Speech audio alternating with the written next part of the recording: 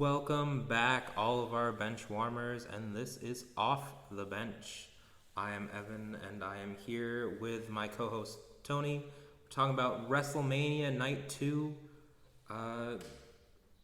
Probably going to be an even crazier night of wrestling than the first Wrestlemania night. But I don't even know what to say other than, I look forward to getting into this because it's...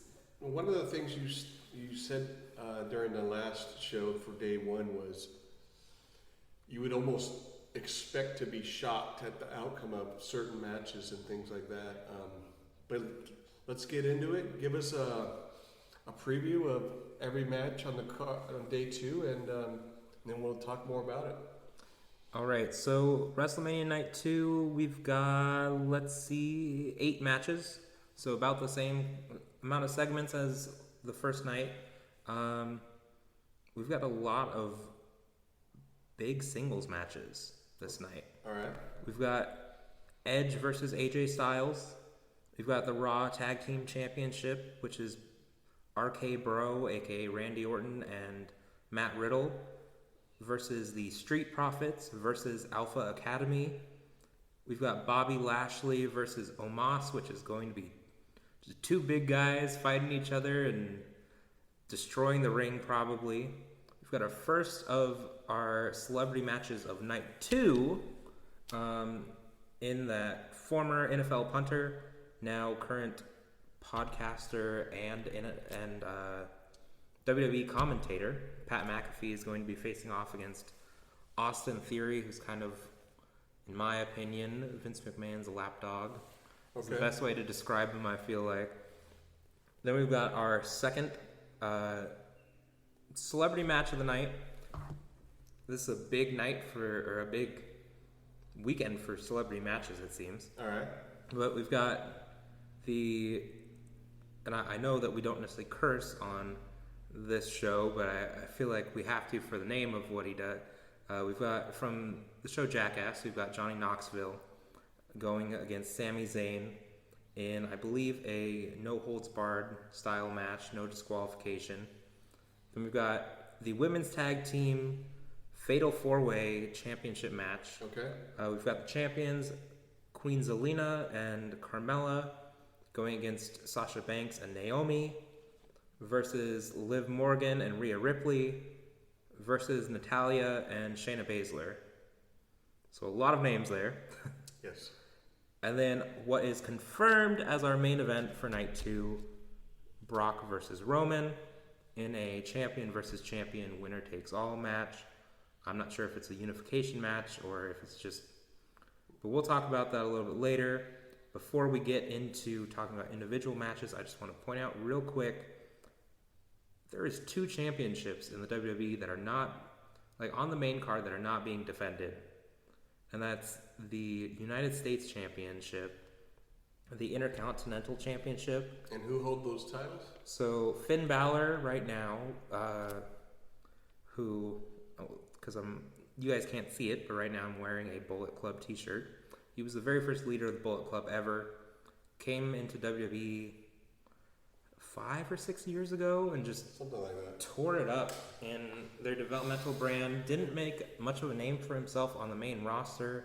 Went back down to NXT, dominated there again, and then came back up. Now he's champion.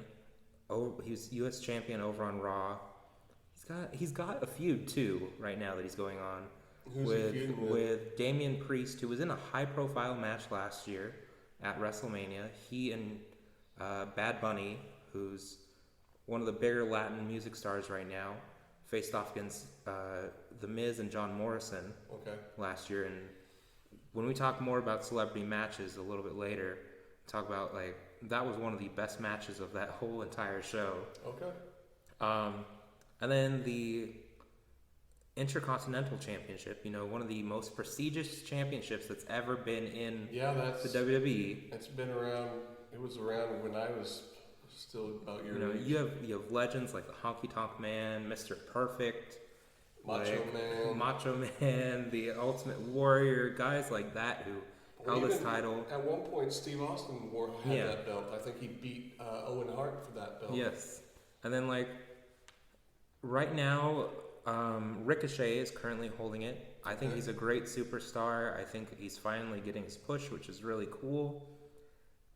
But these two titles have been, like, on the back burner and, like, not really... I know that they're, like, the secondary titles to their shows, because obviously the world title should be the main focus of your show. Yeah. But when you have the two world champions facing off against each other, you should kind of promote these titles a little bit more. Yeah. And make that the title that everyone's going after. Yeah. Rather than just... I mean, the Intercontinental title is still a title. I mean, you know, if you hold that belt, you should be propped up. Mm-hmm. Even if it's not the main event for WrestleMania, it still could be one of the events at WrestleMania. Same thing with the U.S. Championship. Yes. I'm in total agreement with you. And, like, both of the guys are, like, okay, they're mainly high flyers, but they also both were indie darlings. You know, guys that made their name on the indie scene. They're great wrestlers with such great talent that you don't even have to, like, if you didn't want to put them on the WrestleMania card, fine. But then they, over the last couple weeks and the next couple weeks to follow, should be having, like, an open challenge match or something every week. Yeah. Or something, or every other week. Like, hey, come out here, wrestle me for my title, whoever wants to. Let's put on, like, at least 3-star match. Yeah. And just have a good match on Raw or SmackDown, but they're not even doing that. Like, these titles don't mean anything to Vince McMahon, it seems like, and it's frustrating because you see two guys who are just great wrestlers, and then you see two titles that, like, one's a little bit more prestigious than the other, but they have great, like, storied histories to them, that legends of the business have held these titles, and now they're just, like, nothing. What do you think about, and this is just an opinion, but maybe Vince McMahon does not want to pull away attention from his main, you know, champion versus champion match? I get that, and I think it makes sense, which is part of why I think, like, have these guys then wrestle on their regular shows, like, every week, and really, like, feature them there, because then, like, Brock Lesnar doesn't really wrestle on Raw or SmackDown. Like, he's your big money dude. Like, have him, like, have those stories build up and focus on them at WrestleMania, but then, like, give those other guys a chance to just... And then that's where all your guys that are signed that don't do anything, have them be the guy in a one-off match for an Intercontinental title shot. Yeah. And, like, have him lose, but still, like, have him show that he's... Like, have him show his talent in, like, even a 10-minute match. Oh, yeah. Like... No, I get what you're saying. I mean, have you heard through any of the internet trolls or the news that you kind of get discouraged about from time to time, that if there's an injury history with either one of those guys?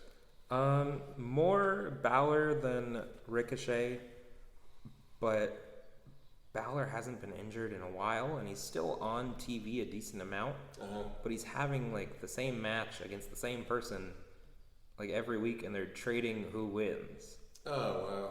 But it's not for the title. It's not for the title 90% of the time, but it's like, you can't have back and forth booking with your champion.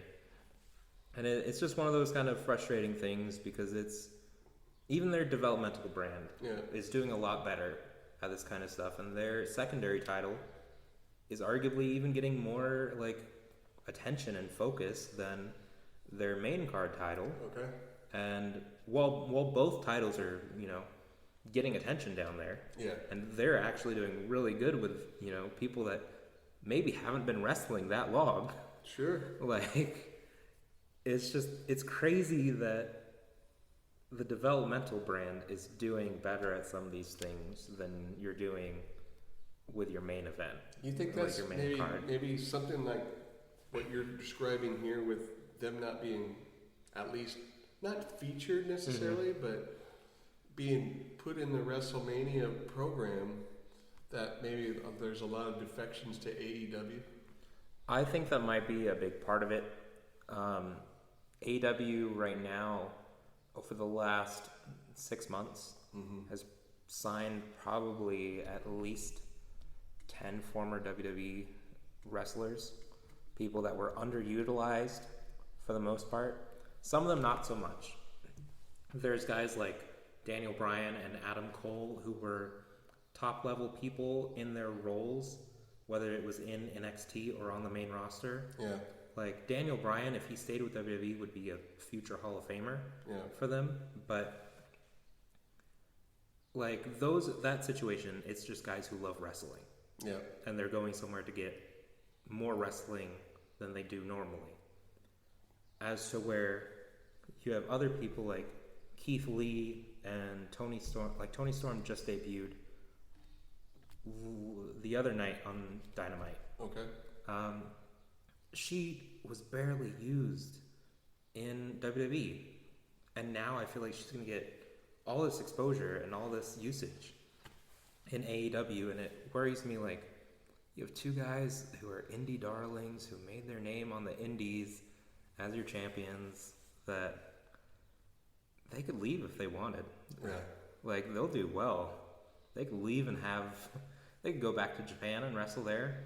They could wrestle in America. There's so many promotions that would be like, hey, we'll sign you even for a one night thing. Like, how much money do you want? We'll piece it together. Like, yeah, we'll make it work. And it's one of those, like, it's frustrating, but like I get why it happens too. Yeah. To go away from all that, let's get into the actual match card of course of the night. And we can talk even about the first match I have written down. All right. Because it goes kind of along with Finn Balor in the aspect that another former Bullet Club member will be in it. AJ Styles, the man who took over the Bullet Club after Finn Balor, another former indie darling, is taking on WWE Hall of Famer Edge, a guy who's for a long time during Attitude Era and Ruthless Aggression Era was a backbone of the company. Yeah. Obviously got injured with so many different neck injuries, had to retire for a bit. Well, think about how many ladder matches that guy had been in. Yeah. It's like a body can only take so much. Yes. I mean, I praise him for still being in the game right now. So all of those guys are like Devon Dudley doesn't do anything else, but Bubba Ray Dudley, both of the Hardy Boys, Christian and Edge, 5 out of the 6 guys and all of those like pioneers of like the TLC matches are still wrestling in some aspect. Yeah. And I'm sure we'll talk about that in a future thing about that, and then also just like the amount of injuries and stuff that causes, because some of the guys from like ECW back in the day, like I don't know if you've seen anything with like Rob Van Dam and recent things, but he's no longer what he used to be. Well, yeah, that guy, he was known for the TLC matches. Yeah. And this guy would leap off the top of a ladder just to drop a flying elbow on somebody's chest. Yeah. And it's like, wow. Which, this is a little bit off topic, but side note, like, AEW just had a pay-per-view recently. Sting, who's like 60-something years old, leapt from the stands, like on the little balcony, onto a guy on a pile of tables. And somehow didn't hurt himself or anything, but like, they had guys who like do that kind of stuff on their team. Guys who like one of the guys is arguably a future like Jeff Hardy. Yeah. But Sting did it, and I was just like, "What are you doing, man?" Must be getting paid a lot of money for that, man. Anyways, going back into Edge versus AJ Styles, I'm gonna be honest. I'm not fully sure on this match completely. Okay. They've kind of built it up, and just it's one of those like, it's two guys that they're in their 40s trying to prove themselves, because they're getting up there for the age in wrestling. Yeah. It's two guys kind of trying to prove themselves Edge has kind of brought back this whole, I guess, darker side to him. All right. Which, I mean, he was in The Brood, which was a weird dark vampire With stage. Gangrel and all that. But like he's had a lot more of this like grittier side to him recently. The last I want to say it was WrestleMania. He and his wife Beth Phoenix wrestled Miz and Maurice. Okay. And they deemed themselves the grit couple because Miz and Maurice are the it couple. So, but it's just Edge is taking on, kind of this darker like aspect to him. AJ Styles is, even though he's in his 40s, is one of the most physically gifted wrestlers, I think. Yeah, if I'm thinking about who you're talking about in my head, I think he is a more gifted athlete. I mean, Edge has been through a lot. I don't take anything from his wrestling skills. He's a legend in wrestling, and for what he did to come back, I mean, it wasn't as long as Stone Cold, but he was out from like 2011 to 2020 when he came back in the Royal Rumble. Yeah. Like, that was a long time. Yeah. To be away from the business. And then to do what he's doing now and wrestle, like, even if it's not weekly, at least, like, he wrestles arguably, like, once a month, once every 2 months at the pay-per-views. Yeah. He's wrestling still every year, multiple matches. Yeah, but you still have to be in quite the shape. Yeah. I mean, wrestling-wise, because, I mean, their cardio has to be up there. You Like, still have to be able to take the bumps. I mean, you have two guys who are, age-wise, what you would say would be past their prime. Yeah. But... especially for this business. Yes. But body-wise and, like, their health and just where they're at in their careers, they're in their prime. Yeah. And it's... I'm taking Edge for it just because... for some reason, WWE likes to have AJ Styles lose at WrestleMania usually. Okay. But I think either one of these people could, like, either Edge or Styles could win this match. Yeah. It's honestly, like, I wouldn't mind who wins either. I love both of them as wrestlers and stuff. Like we talked during the last podcast from day one, I think both of these athletes are propped up enough to where if they lose, it's not going to hurt their career. Yes. It's not for a championship or anything like that. But I'm going to go opposite of you and take AJ Styles just because of what you just said, that Mr. McMahon always seems to put AJ Styles on the card, but to lose. So I'm going to say he gets his W at WrestleMania. I mean, he's had where he's won there, but it's just... He's also had... He wrestled Undertaker 2 years ago, I think, at WrestleMania. And he literally got buried alive in that match. And then came back and ended up being, like, United States champion and the Raw Tag Team champion for a little, like, after that. And so it's like, it didn't hurt him to lose. Yeah, so he took one for the team by facing The Undertaker, which is probably, in my estimation, one of the biggest draws at WrestleMania ever. Except for maybe, The Rock and Stone Cold when they were battling out for the championship. The Rock, Stone Cold, Taker, and Cena. Yep. And then I guess if you want to throw Hogan in there, like, those five... Yeah. Any of those names... could be on the Mount Rushmore of wrestling. And especially, like, at WrestleMania. I mean, you have guys like, obviously, Shawn Michaels is nicknamed Mr. WrestleMania, but, like... Yeah. He didn't have the draw of those... No. And, like, now I think it's Brock, but we'll get to that a little bit later. But, yeah, I think, like, with what you said about AJ, taking on, like, doing that for Taker and Taker being a big draw. Yeah. I think also AJ is just trying to collect, like, dream matches that he never had, because he was in the Indies, he was in TNA, he was in New Japan for so long. Yeah. He didn't get a lot of these dream matches of guys who were in WWE for such a long time. Yeah. I feel like he's just trying to collect dream matches. When he first came into the company, he had a match with Jericho. Well, when you make the product that they put out there, if you make it spectacular, it almost draws those larger athletes into it and be like, hey, I want to match with this guy. And then from what I've listened to as far as like Stone Cold's podcast is basically some wrestlers feel comfortable working with others. Yes. And some not so much. Yeah. You know, they have to feel safe inside the ring. Mm-hmm. So that probably is part of it. But I think with The Undertaker, that was probably his highlight reel as far as AJ Styles is concerned.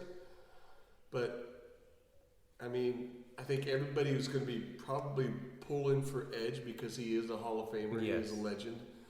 But I'm going to go with AJ Styles. Okay. With you talking about what, you know, people wanting to work with some of the safest people, why don't we go with the opposite of that? Okay. Talk about our no disqualification match. All right. Johnny Knoxville versus Sami Zayn. This has been kind of a thing for a little while. It was built up even before the Royal Rumble, so this has been a couple months now. All right. Knoxville was in the Rumble to promote the Jackass Forever movie. Yeah. Did you see that, by the way? I haven't seen that yet. I mean, it came to our theater. I was talking to you off of the mic and everything about, like, I'm going through the Saw and the Jackass movies. So I'm on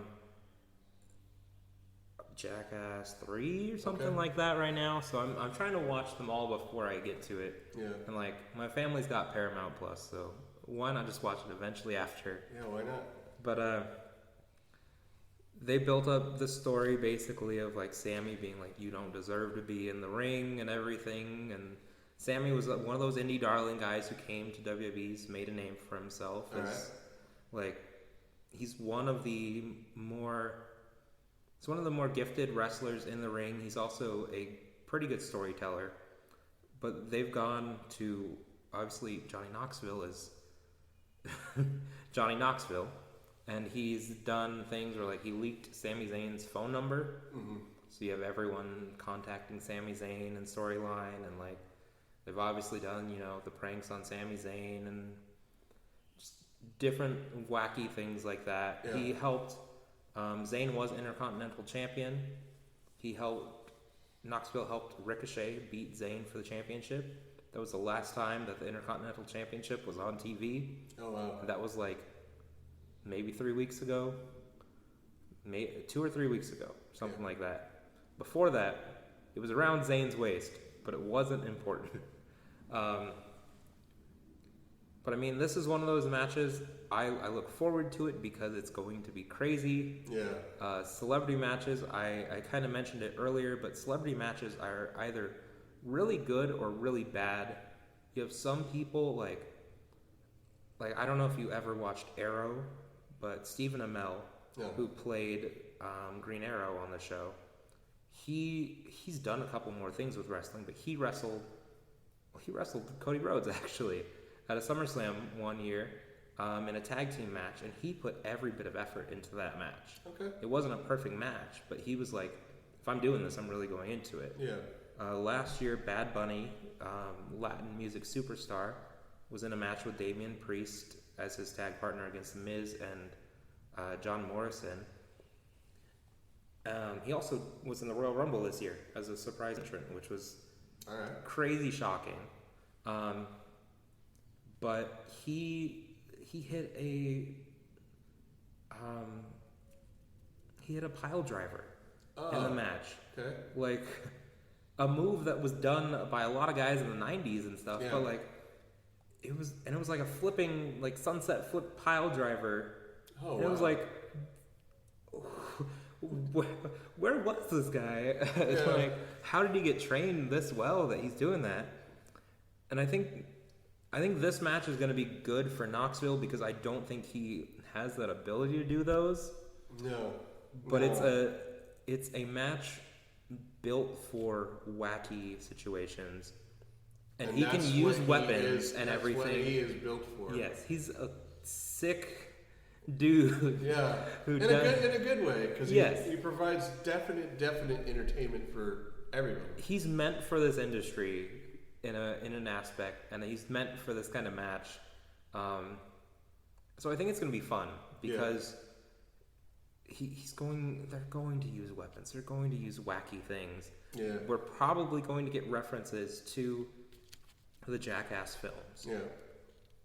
I'm thinking more than likely, since it's a no disqualification match, more than likely we're probably going to see some of the other members of Knoxville's team come out. Potentially, yeah. I mean, it's no holds barred, no disqualification, so... I mean, I'm thinking like Wee Man off the top rope, like that kind of stuff. That would be entertaining. And I think it's going to happen. And I feel like usually celebrities don't lose. It happens. Yeah. But usually they don't. But you got 2 celebrity matches tonight, or on day 2, so... Can you have them both win? I think you could, in the aspect also, I don't... Like, Pat McAfee is we'll go into this, I think... I mean, we can even go into this a little bit right now, but Pat McAfee, like, as much as you can kind of consider him a celebrity, he's done a couple wrestling matches now. Yeah. He also is on TV on a wrestling program every week. Yep. Like, it's not like like Knoxville's been doing this kind of stuff for a little bit now with the company, but he's only ever done like a guest host of a Raw one time in the past. Like, he's not full on wrestler. It's not like even Stephen Amell, who did multiple matches. It's not like David Arquette, who's now like full into wrestling and no longer really an actor. Yeah. Like, it's not that kind of stuff where like these guys are now in this industry. It's like Knoxville is just it's more of a joke match as to where Pat McAfee, this is, I feel, more of a wrestler versus wrestler kind of storyline. Yeah. I mean, given the nature of the match, I could see Johnny Knoxville winning. I think if he didn't win, it would be shocking. Yeah. And I think that's the most like sure about any of the matches on night 2 that I am, like, for any of the results. Yeah. Just because you can't have I don't think you can have Johnny Knoxville lose. Yeah. Because the thing is like, in a sense, he has a lot of the same personality as Logan Paul. Yeah. But people like Knoxville. Yep.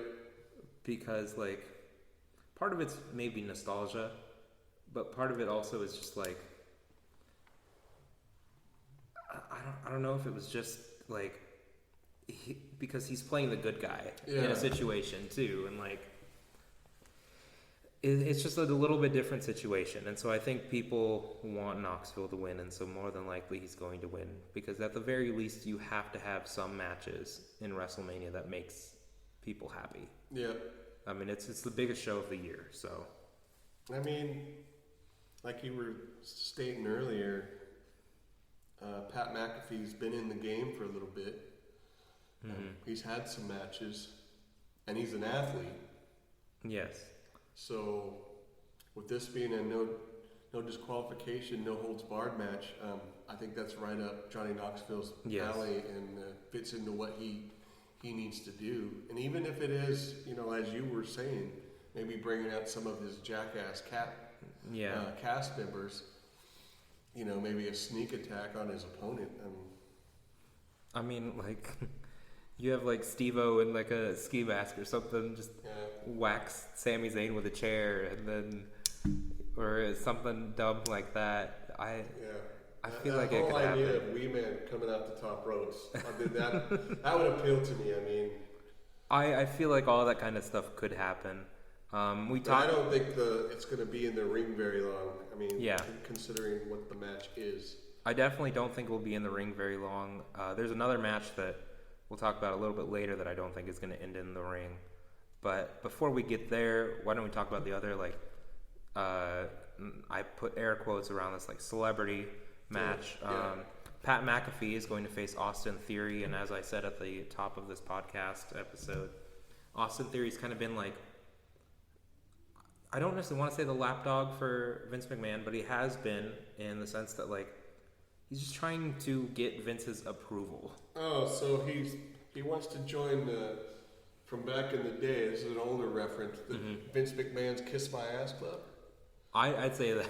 But, like, he has this whole thing of, like he'll beat up the guy in the ring and then he'll take, like, a selfie with him and he'll be like, look, Vince, look, I gotta, like, look at what I did. That whole kind of, like, personality. And then I feel like because Vince was talking so highly about Pat McAfee on his show, is probably how this match kind of got set up. He, I don't know if you caught that episode on Pat McAfee's show. He had Vince McMahon on there, like you said. Yes. And that's when he actually asked him if he wanted to. He wanted to invite him to participate in WrestleMania, and he did that basically live and on air. Yes. And I mean, with that, I feel like maybe like Austin. Obviously, this is me like trying to piece together the storyline here. Yeah. But I feel like it was like Austin Theory kind of like, oh, so you enjoy his stuff. Like, I want to be... Because it all started with Theory, I think, in the middle of a match, or like came down to ringside and smacked McAfee, like, across the face. Oh. And so, obviously, that starts everything. But I want to say it's probably because of the McMahon thing that started it. I personally think Pat McAfee wins. He's won at least one of his matches that he wrestled in. Yeah. I think it was a War Games match that they did in NXT. But I think I'm saying it as this because I think for some reason I feel like a lot more of the matches this year during WrestleMania are going to set up storylines that come on later on. Like, it used to be WrestleMania was the show to like end rivalries. Yeah. And it's kind of changed over the years, and I feel like this is going to be one of those that kind of sets up a storyline. And I don't know if it's going to exactly go down this way, but my thought is that Pat McAfee wins. Yeah. And then this causes Vince to kind of like hate on Theory even more. Okay. I know Vince has kind of been a little bit more off TV over the last couple weeks, but he was on TV for a bit because of this. Yeah. And like, I think this might be like Theory starts leaning more babyface. Okay. And like maybe we get another situation of like Theory then is going away from Vince McMahon and like trying to do his own thing. Yeah. Maybe if Cody, like we talked about in the Night 1 episode, maybe if Cody is actually going to be like one of Vince McMahon's guys, maybe it sets up a Austin Theory versus like Cody Rhodes story along the lines. Like that's an interesting theory. But you know, it's one of those like Austin Theory is the young guy. I think he's like 23, so I think he's like a year older than me. And then have a established superstar is kind of like then building him up and stuff. Yeah, I think Vince puts people around him that he trusts, and somebody that's made a name for themselves. Yeah. So maybe by just allowing this kid to stay on the roster, compete in lower end matches, will develop the trust that Vince needs to have. Yeah. Just say, hey, look, I need you to do this match. So, trust me, you'll get you'll get propped up when I feel confident in you. Yes. And I think that's the way it's going. I mean, Vince, he didn't have a lot of trust in Stone Cold for the longest time. Yeah. I mean, but look how that whole situation evolved. I mean, we went from... same with The Rock and everything. Yeah. Like, there was a lot of guys. Bret Hart was one. Oh, yeah. You know, guys like that. The Montreal Screwjob. That's another episode. But yeah, I think McAfee wins. Yeah, I agree with you on that one. And I think that's part of also just fans love Pat McAfee. And I don't ever think they could make, because of what he does on YouTube, I don't think they could make Pat McAfee a heel. See, he came into wrestling as a heel. But it was like people realized how dedicated he was. And then, like, since he's joined SmackDown as a commentator, he's so wacky and just fun and weird. Like, he'll jump onto the table and start dancing. When we mentioned Rick Boogs and Shinsuke Nakamura yesterday, or for the last podcast, he'll jump onto the table and start dancing when Rick Boogs is playing Shinsuke and him down to the ring. And it's funny because I've he never works seen along. a clip of that, but I'd like to. He works alongside Michael Cole, who obviously is like one of the longest tenured WWE employees ever. Yeah, didn't Jim Ross go over to AEW? Yes, and so like Michael Cole, you know, he's the head guy for all of commentary, and basically like he's the guy that coaches all the other ones and stuff. Like, so him and then Pat McAfee is just like this big goofball. Yeah. It's fun and people love it and I love it, and it's just one of those like, I look forward to this match because I think Pat McAfee's just, he's fun in wrestling. Pat McAfee, whether, you know, kicking for the Colts, his YouTube channel and podcast, and then from what you're telling me with the whole SmackDown thing, I mean, he's an entertaining guy. Yeah. And he's hard not to like, put it that way. Mm-hmm. So I also will say Pat McAfee will win this match. Now, as to where this is going to be one of the most entertaining matches, probably, I want to switch over to a match that I am not necessarily sure on if it's going to be entertaining or not. It's got a lot of great wrestlers in this match, but the women's tag team match... Is that the four? The four tag teams of a whole bunch of people just thrown together in teams. Yeah. Like, they've been building a lot of these teams up now for only a couple of weeks. That's not good. And it's terrible. Now, the champions are Queen Zelina and Carmella. They've been a tag team now for a couple months. All right. Which is at least then that now they're a full team. If you want. They've been working together for a while. You've got Sasha Banks and Naomi. Sasha Banks is obviously one of the bigger women in professional wrestling. Yeah. She's Snoop Dogg's cousin. She's multi-time women's champion. I believe she was the first women's tag team champion. And she's teamed with Naomi, who's wife of Jimmy Uso, I believe. But these two, at least, they have experience as a tag team before in about 2013, somewhere around there, 2013, 2014, when women's wrestling was really getting a big push in WWE. They were a part of Team Bad, aka like Team Beautiful and Deadly is what their name was, along with Tamina Snuka. Okay. And then, so they were actually a team at one point. So at least there's chemistry there. Sure. And then we've got Liv Morgan and Rhea Ripley, who I guess the best way to describe them is Rhea Ripley, multi-time women's champion now. She was pretty big in NXT. She's like your typical like goth punk chick, but she's also tall and strong. And I think she was a former soccer player for Australia, something like that. But she's teamed up with Liv, who's a lot smaller. She's much more of like, I don't know, she's kind of like your Trish Stratus meets Alexa Bliss meets, like, I don't know, she's just one of those. She's also got that whole like alternative look to her. It's probably why they put her together, but she was a part of a pretty good team for a while until they released the other two people. Oh, wow. And then Natalya and Shayna are the other team that I think actually works well together, because Natalya helped train Ronda Rousey, and Shayna Baszler is one of the other 4 UFC horsewomen. Okay. And so, like, the horsewomen, obviously, it's a reference to, like, the horsemen who were, you know, the greatest wrestlers at the time. WCW. In WCW, and early like WWE and NWA. Yeah.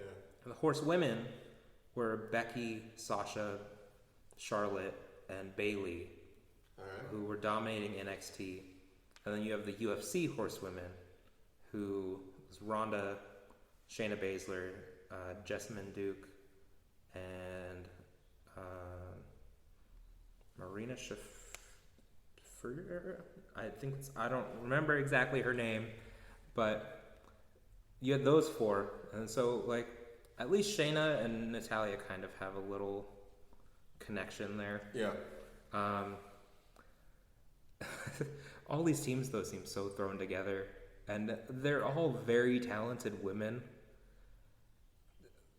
other than maybe Carmella, but they're Isn't she more the diva type and not? She very much is.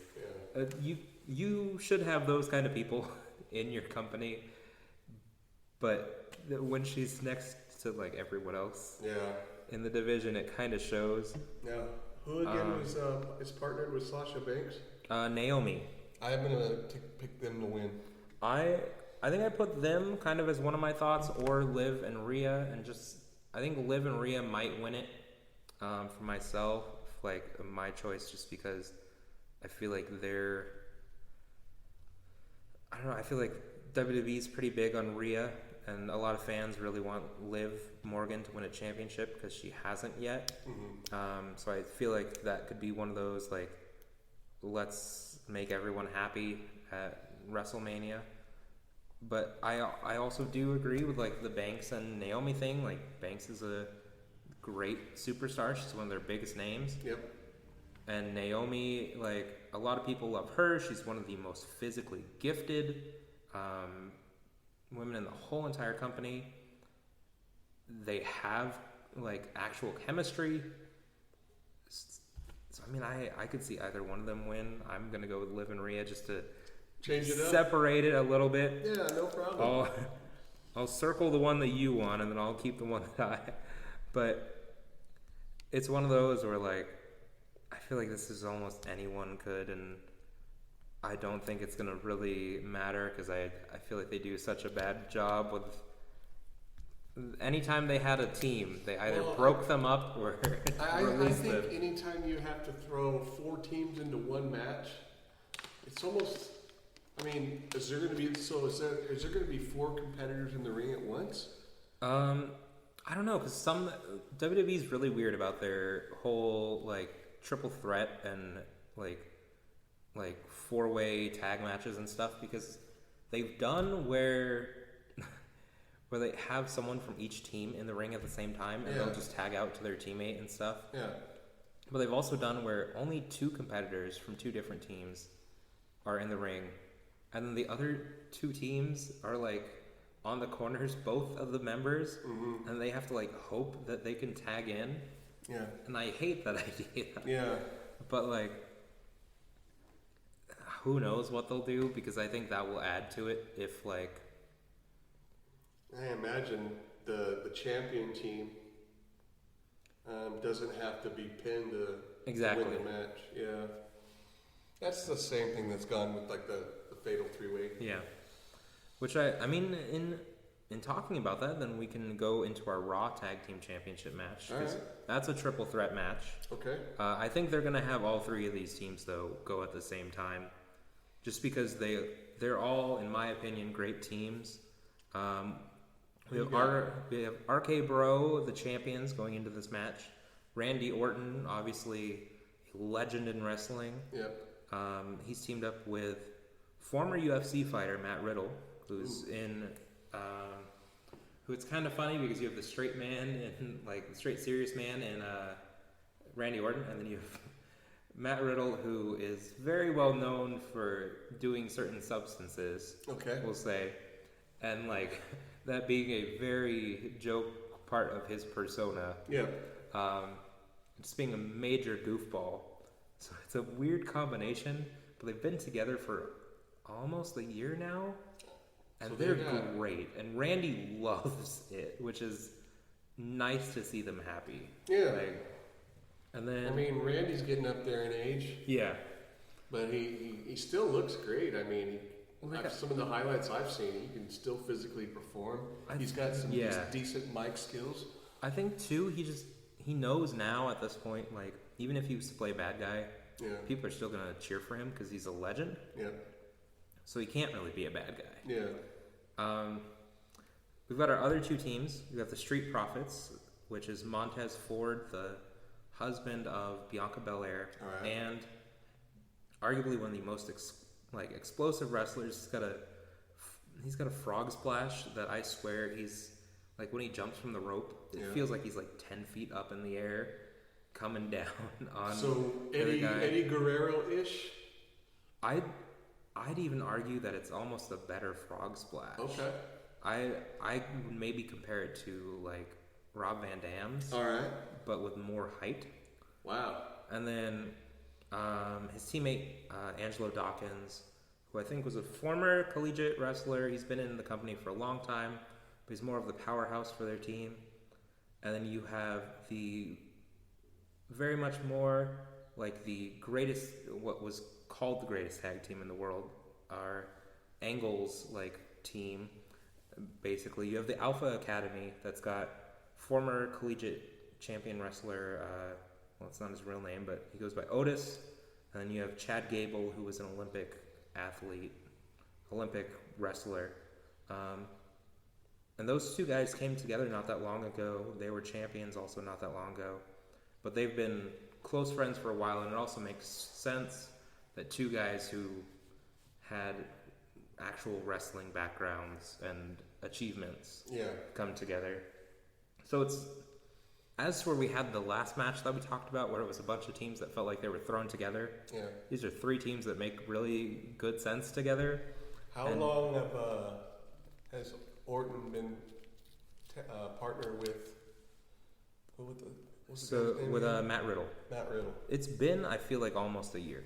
Okay. It was obviously one of those, like, it had to grow to being, like, a good tag team. But they're pretty good now. I put in my notes, like, everyone's thinking that this might be the situation that leads them to possibly breaking up. And obviously in that situation, more than likely, it's like, you'd think Orton would be the one that initiates the breakup because he's the one that's always played a bad guy. Yeah. But I think it would be kind of cool if they do ever break up, that Matt Riddle is the bad guy, kind of to give him that extra push as the younger guy, but also like you've seen how Brock Lesnar can be as a bad guy. Like you have someone with legitimate, like MMA background, like let him be. If he's bad, like a bad guy, he could really be doing some damage. Yeah. But like, I honestly don't know who's gonna win that match. I love all those teams. Mm-hmm. They seem to really like all of the teams too, like for the company. Yeah. And like, I really think that Chad Gable is the next Kurt Angle. They just took a long time to realize that. Yeah. They're letting him like show his personality and stuff. And he's teamed up with like an oaf and Otis, which makes it even more fun. And then like Street Profits, they're just two very gifted like athletes. Yeah. And then like obviously everyone likes Randy Orton, and like Matt Riddle being the goofball teamed with him. So it's one of those, like, it's hard to tell who's going to win, but it's going to be a very entertaining match. Yeah. Because it's just all around great So you're thinking that it could go either way, and any way it wouldn't surprise you at all? Any way it goes, I wouldn't be mad, and I wouldn't be surprised. Okay. I wrote down that I think RK Bro wins. Yeah, that's what I was thinking too. I think, though, like I said, it could go any way, and I don't think anyone's going to be mad at any of them, because it's like, it's one of those where you don't hate any of the people in the match. Yeah. So you're just happy with it. Arguably, I think it could be match of the night, but we'll get to that at the end of this. What I think is also going to be a very fun match, before we get into our main event of the night, we'll talk about But I think it's probably going to be what might actually be one of the crazier matches in Destruction. And then what I think will also be fun, because it's two big dudes just beating each other up, is Bobby Lashley versus Omas. Now, Omas was tag team partners with AJ Styles not long ago. He broke off to do a little singles run. He's like a 7'2" massive dude who, like, he's not like heavy or anything either. Like, he definitely plays the giant role. Yeah. And not like there's big dudes who do high flying. In AEW, Keith Lee is that kind of guy, but Omos is just this towering dude. And like, when I first saw him, I thought he was like 40 years old. Yeah. He's 25. Wow. So this guy is probably gonna be a top dude eventually in a couple years. So he's got some time to put in the foundation for his career. And he's facing Bobby Lashley, who in the last like 2 years is a 2-time WWE World Heavyweight Champion. Like, a guy that they put the main title on him. A guy who, you know, former Bellator MMA fighter. Yeah. He used to be one of Vince's big dudes back in the day. Oh, yeah. He was he was the guy that wrestled, though, I think, for Donald Trump back in that Donald Trump versus Vince McMahon feud back in the day. I think you might be right. But it's gonna be just two big guys beating each other up, and I think there's not much better than that in wrestling, because that's what classic wrestling is. And that's what people pay money to see. Exactly. I talked a little bit before, though, that I don't like about a match that I didn't think was going to finish in the ring, and it's this match. Okay. I don't think we're going to get a winner to this. Thanks. Because like a double count out, or yes. So I think they want to keep Omas looking strong, because he's obviously the future of their company. Yeah. Right? And then, like, you don't have a guy that's been a 2-time world champion in the last, like, 2 years also lose, especially because he just came back, like, this last week. Yeah, but based upon what you're saying, they could build this up. Yes. And this can be the start of a rivalry. Exactly. So like, if they do a no contest, then we see, you know, future show down the line, maybe they have a Falls Count Anywhere match, or something like that. And so, like, I think what's gonna happen, this is a pretty, like, specific prediction. Okay. But my prediction is that it's ruled like either a no contest or like a draw, because they get counted out after Lashley spears Omas through the barricade. Oh, that's a bold prediction, man. Like, I just feel like they have to do something that makes them both look strong. Yeah. And doing something like that where, like, it's taken a lot out of you to spear someone that big through a barricade. Yeah. But then also, like, if you're the guy getting speared through the barricade, that should mean that you're not getting up for at least a little bit. So have them be counted out that way. Okay. Have them both look strong. Build it as a future, like, have them face off against it in the future. Yeah. And, like, maybe, because I think Lashley's in a team with a couple other people. Like, have it be Omas beats up those guys. Yeah. Like, over the next couple matches, or he's just tearing through people as he's like, he wants Lashley again. Yeah. Like, that's a great storyline. I hope I hope that prediction comes true, man, because that would be amazing. But I'm actually in agreement with you. Okay. You know, we kind of discussed it earlier about that being a match that doesn't finish, or a match that finishes outside the ring. So yeah, I totally agree with you. Whether it's through a barricade or backstage somewhere with cameras chasing them, you know? Yeah. Yeah, I totally agree with it. We're agreeing on a lot of these matches for night 2, I'm just gonna say. Like, I know.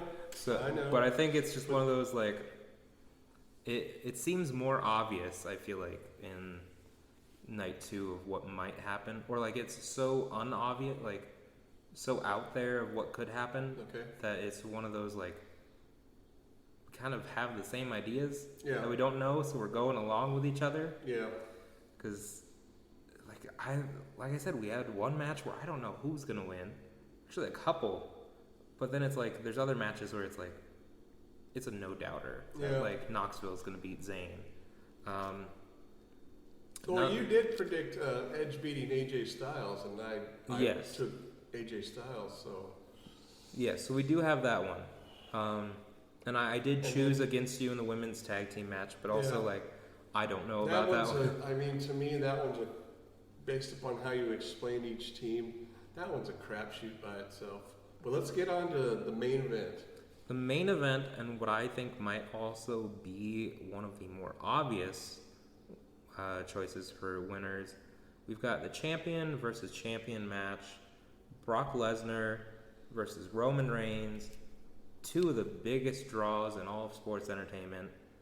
The one that obviously they're promoting all of this around, even though it's going to be the last night or last match of the last night of this show. It's title versus title. Yep. It's winner takes all. Which I want to break in here and say real quick, if they do title versus title, and they unify those titles after, it's going to make it terrible, because you've built up this idea for so long of like, we have split brands for like a reason and everything, and then it's like, well, they did that before, remember? And like they aren't doing the split brands thing kind of with it, but then like if you unify it, then that means one champion for two things, and then like we talked about it earlier, they haven't been pushing the mid-card titles. Yeah. So if you do just one champion, like one unified champion, then you have to push those mid-card titles more. Yeah. Because people are going to go for that. And then whoever wins that, based upon what you're saying, they need to be making an appearance on Raw and SmackDown versus just one show specifically.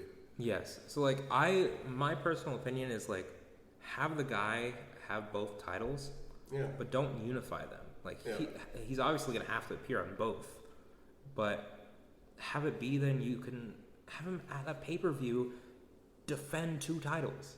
Have him have a match at the beginning of the night and one in the main event, and have it be like that way he gets his rest in between them. But have it be like, okay, we're setting up a match that you're gonna face just random thought like Seth Rollins, due to him being one of the top guys. You're gonna have Seth Rollins wrestle for the WWE title because he's the top guy on Raw or whatever. Yeah. And then like maybe like SmackDown wise or something, like I don't know, you have someone else who is one of the top guys over there. It's like, okay, we're gonna give him a chance. Maybe Drew McIntyre over there because he's, the baby face on the top, one of the top baby faces over there. Like, okay, McIntyre's gonna face for the Universal Championship. Yep. And then like, have one of them at the beginning, one of them at the end of the next pay-per-view. But if you unify it, that means he's only facing one guy more than likely. Yep. You have to push the mid-card titles. And it's like, then... Well, I think the emphasis is what you're saying. I mean, there should be more emphasis on the mid-card titles if they unify that belt. But they still should be an emphasis on Intercontinental title, as we discussed, and the United States title. But why the WWE isn't doing it, I don't know. But I mean... Who's your pick to win, Evan? My pick to win is Roman. Okay. And he's been champion, the Universal Champion now for almost 600 days. Might even be more than that. He's been a champion though for a long time. Is that longer than CM Punk's reign? Yes. Okay. So it's longer than Brock's over a almost 2-year reign. He's in the top 5 for longest reigns now. Okay. Obviously, there's guys like Bob Backlund and Bruno Sammartino that have longer reigns and stuff, but they're really pushing that Roman is basically the final boss in like a video game, you know, and pushing like that he is the final person that you have to go up against, and he's the best, and nobody's gonna take him down, and it feels like he's going to win, and maybe it's because I feel like they could do more stories with that rather than Cowboy Brock Lesnar, basically. Yeah. Which I love Brock being the way he is now because he's just being himself and he looks like he's having fun. And I would be so happy if they put the title on Brock Lesnar, but I don't think it's going to happen. And I think like Roman Reigns is Vince McMahon's guy. He's the new John Cena or the new Rock. Like, he's that. And he's going to be that for a very long time. Okay. And so I think it's just going to be one of those things where they're going to put it on him. They're going to have him, if they don't unify the titles, they'll have him hold both of them for a little bit, and then I think he could lose one of the titles to Cody,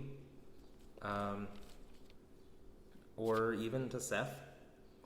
But I think he's gonna hold, like, whether they unify it or they don't, he's at least holding he's holding the Universal Championship, I think, for at least another year.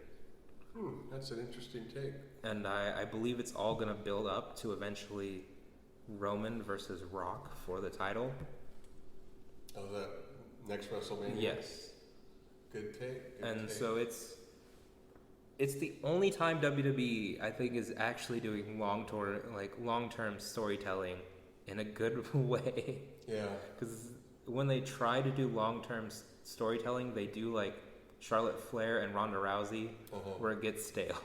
Yeah. After like 2 months of like, okay, we know that Ronda's gonna be, and then they're just doing the same thing every week of, well, I'm gonna put you in an arm bar. Oh, you only have the arm bar? Well, then I'll put you in.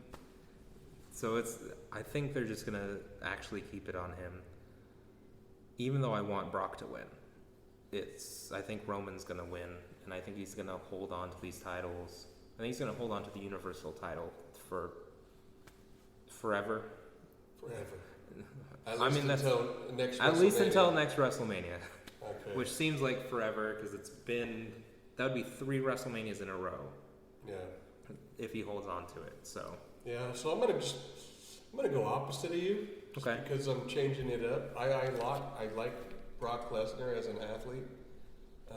That guy's a beast. He obviously. Didn't he take the title from Bobby Lashley? He took the title from Lashley. Lashley won it.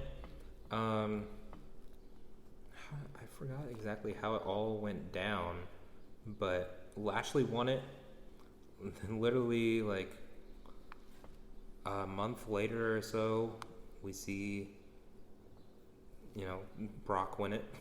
Okay. So it's one of those like. I do think that no matter what happens, though, Lashley's going to be in the vying for it because Brock didn't take it from him directly. Yeah. Lashley lost it, I believe, I want to say he lost it inside the Elimination Chamber. Okay, so it wasn't a direct involvement. And it was like someone got thrown through his pod and he got injured. Oh. Or something like that. And it was really, the storyline wise was he got injured in the pod, but the truth was he had to have surgery. That was why he was gone for a while. But I feel like that's probably, he's going to be one of the top guys. It's kind of like Seth is always going to be a top guy. McIntyre, they're like, oh, you're this massive dude that everyone loves. You're going to be a top guy. And so I think all those guys, you're going to see them, along with probably Cody, in the next year face Roman, or if Roman loses one of the titles, if they don't unify it, face for another title. So, what's your your match of the night for day 2? For day 2, I feel like there's going to be a lot of matches that are very destructive. Yeah. I feel like Brock versus Roman's gonna be very destructive. Like there's gonna be announcer tables broken and stuff like that. I feel like Lashley versus Omas is gonna be destructive. Knoxville versus Zayn's gonna be fun. But I feel like that Raw Tag Team Championship match is gonna be my match of the night. Just with the triple threat, you mean? Yes. Those 3 teams, just with the athletes that are in them. Like, when 4 of the guys in that match are, like, either former MMA or former, like, collegiate, like wrestlers, or, like, it's real athletes going in there and showing off their skill, and then, like Randy Orton's one of the best, so like... I mean, this is far different from day one. If I had to pick a match, I'm going with the championship match between Brock Lesnar and Roman Reigns. It's going to be an amazing match. Yeah. And I think everything that's, like, built up to it is going to be great. I think it's going to be good. I think WrestleMania is going to be a great show. Yeah, you're going to have to give me your take the next time we're together. After you watch that, I mean, I'll probably tune into your vlog and get some of your reactions. If it's not live because I'm working, it may be after the fact. Yeah, it's going to be fun. I'm glad that we got to talk about it a little bit. Hopefully, you all that are listening a little bit before the outcomes of these matches. But I would love to kind of hear what everyone else is thinking and love to hear what your guys' thoughts are. Yeah, our these WrestleMania podcasts from Evan and I are being recorded on Friday before the events start. Mm-hmm. And day 1 episode will be released tomorrow. And is that right? No. Tonight. Day 1s will be released tonight, and day 2s will be released tomorrow. So our predictions and our analysis of the matches that are going on are all before the show even starts. These are all our opinions, and this is what Evan and I love to talk about: sports entertainment, or whatever. Any closing thoughts? No, I just think it's going to be a fun time. I'm glad we got to talk about it, and I look forward to recapping it. So with that, thank you all of you fellow benchwarmers, and we're glad that you guys could tune in, and we hope to see you next time on another episode of Off the Bench.